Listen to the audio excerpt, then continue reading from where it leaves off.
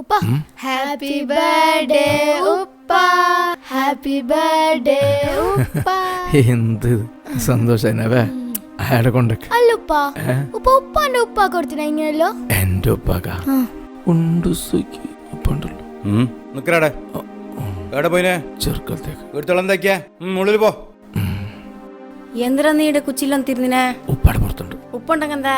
അസർപ്പോ ഇങ്ങോട്ട് വാ. എണേ ദൈനബി ആ ചക്കനാടെ പോയിനെ? ദൈനബി അതറ ഉപ്പ വിളിക്കുന്നേ. ആയി നീ അപ്പൂഞ്ചായ കൊണ്ടെടുക്ക്.